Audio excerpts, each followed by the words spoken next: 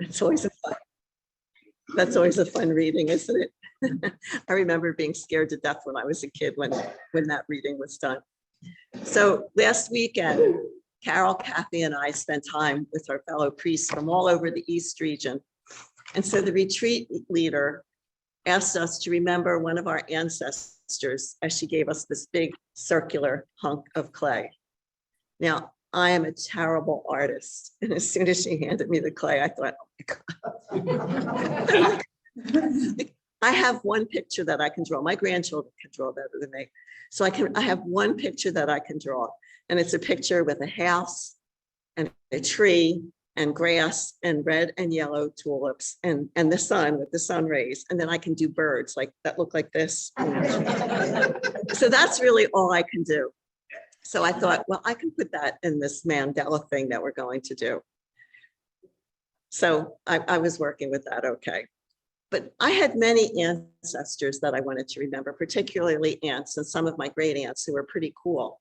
And I remember them with great fondness. So I settled upon my Aunt Nellie, who was my father's oldest sister, and she was older by 18 years. And I think I mentioned them before.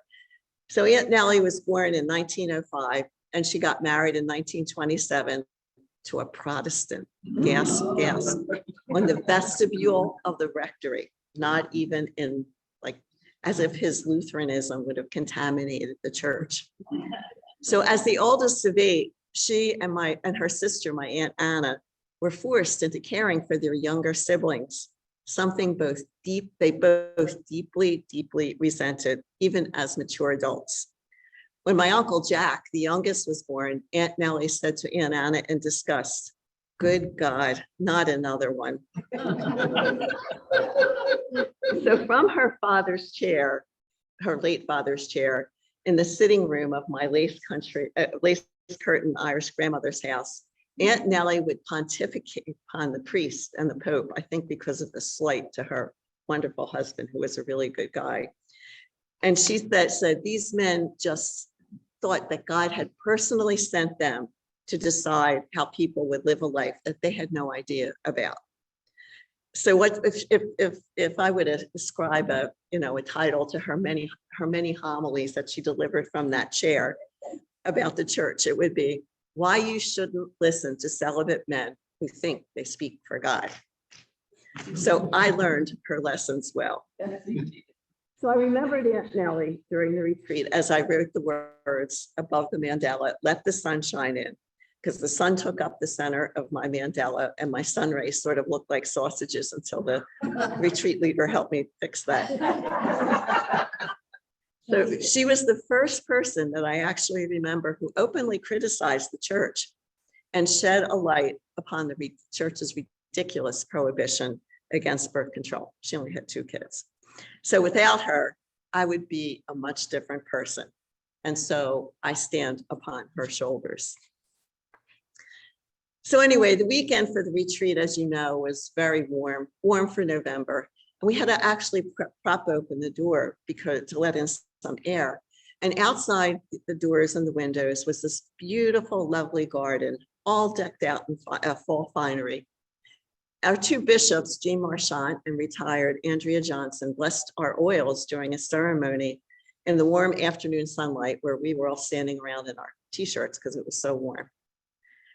And while I did enjoy the warm weather, I have to say I was also very dismayed because the weather is not supposed to be this warm in November, as welcoming and as beautiful yesterday and last weekend was. Because as the sun turns towards winter, the air is supposed to chill as the seeds and the buds and the insects go to sleep for the winter. And cold weather kills germs and unwelcome weeds and seeds and unwelcome insects. And so as we honored our ancestors inside, I wondered about our children and our grandchildren and their grandchildren. What would the world hold for them as the seasons warm and the world moves towards a climate that will alter life for them in ways that we really can't even imagine? So on Monday, I spent 16,000 steps delivering sample ballots to my precinct. My daughter-in-law figured out yesterday it was 7 miles. So I came home and I sat down to what I thought was a well-deserved cup of tea, and I read Commonweal magazine. So does anybody get Commonweal? So it's one of these magazines that I either love or hate. And I always make deals with myself. All right, this is the last year because there's one too many articles in here that I don't know who the person is, and I really don't care about what they're writing about. But this one was about the philosopher John Ruskin, whose name I had heard and maybe read about in the past, but haven't read any time in recent history. And the article was called "The Storm Cloud of the 21st Century" by an author I also didn't know, Eugene McCarraher. Anybody ever know? Okay. So he compared the British philosopher John Ruskin's comments on environmental changes caused by the Industrial Revolution with Francis' encyclical Laudato Si. And as some of you environmentalists know, unregulated factories spewed all sorts of dangerous fumes into the air for more than 100 years, causing death and illness for people who worked in them or lived nearby. And these factories still do in some states and in some parts of the world. And if you remember from studying whatever, Denora, Pennsylvania and London had an incident where there was a smog inversion that lasted for days and it killed any number of people. And so for me, I lived in a neighborhood right south of these two huge chemical factories, Roman Haas and Allied Chemicals. And every once in a while, all these noxious odors would like waft down and affect our neighborhood. And I can actually remember being at the local rec swimming with my cousin, and the air smelled so bad. We were little, like we were maybe 8 and 10, and we had to go home because we couldn't stand the smell. And so I sort of think that my respiratory problems are a combination of my father's endless smoking and air pollution. But we know that it's not just people that are affected by pollution. Greenhouse gases have made our world sick. And John Ruskin labeled pollution over 100 years ago at the onset of the Industrial Revolution. He labeled that as blasphemy caused by avarice. Polluting the skies, he said, is a desecration of the visible heaven, a sacrilege against all. He said all the good works and purposes committed against all the good works and purposes of nature. Pollution, he said, blanched people's souls, blighted the grass, and blinded people, both the owners of the factories and those who work there.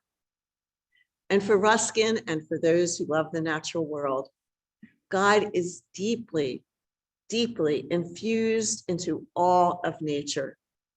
He said that God had, in fact, stamped, this is so beautiful, faultless, ceaseless, inconceivable, inexhaustible loveliness upon all things. Even a pebble possessed a kind of soul. And sounding a lot like the poet Walt Whitman, Ruskin wrote, "I am not earth, I am earth and air in one. Part of that blue heaven which you love and long for is already in me, and by an extension, in all of us." In the last 2 decades, we have seen environmental sacrilege after sacrilege roll across the face of our beloved earth as the planet inexorably warms up.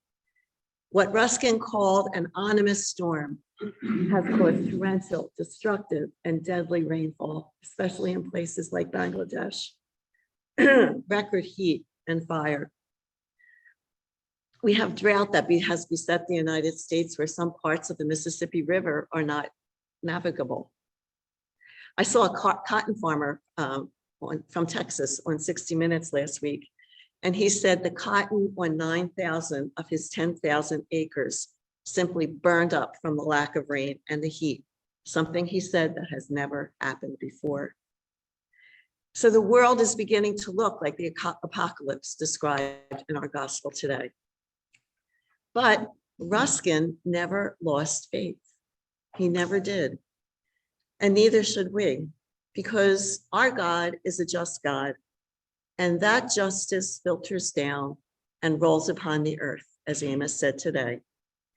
And he wrote 100 years ago that the only antidote to environmental sacrilege is hope, reverence, and love. And so we can look around our world and we see signs of hope. When I was in Germany 6 years ago with Kathy Pitticelli, we stayed in this little town in Germany, and almost all of the houses in the village had solar panels.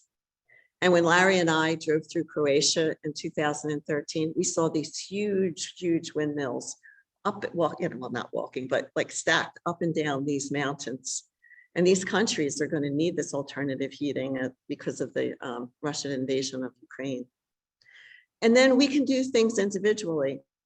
Another friend of mine named Kathy just became a vegetarian because she found out that there's a huge amount of environmental resources that are used to produce meat. So she decided she would do her small part and be a vegetarian.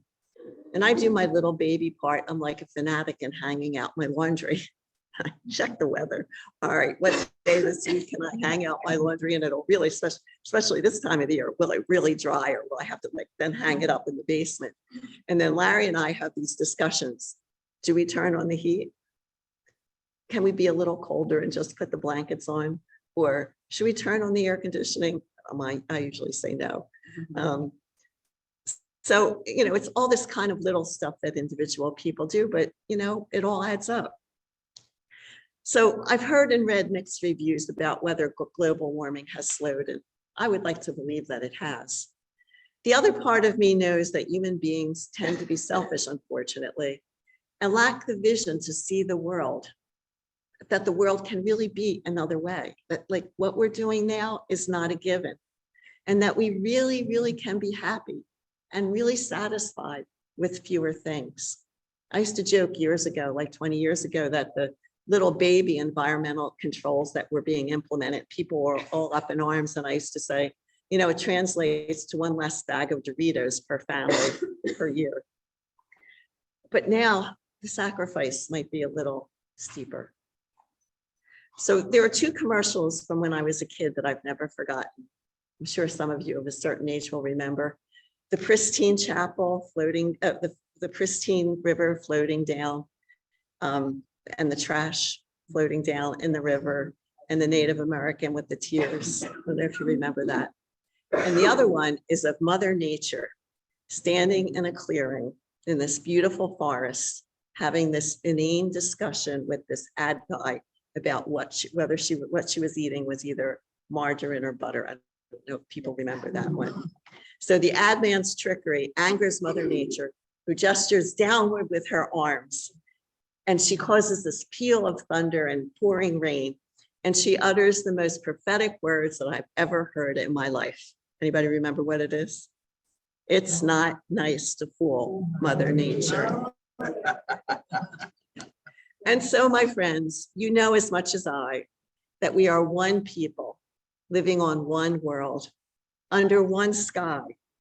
And we are all fed by the largesse of our changing environment. 1 degree here and 1 degree there, and the entire world changes, especially for our children and our grandchildren and their grandchildren. And so the end times, they don't have to happen. They are just a lesson. It's not reality. We need not have terror all around. God did not create the world only to have it destroyed through human avarice and pride. And so in the spirit of the prophet John Ruskin, let us revere our Mother Earth in all of her manifestations. And let us hope that our little individual efforts to forestall climate change will eventually add up to a sum that can be described as love. Love for our descendants, for our children, our grandchildren, and their grandchildren unto the generations.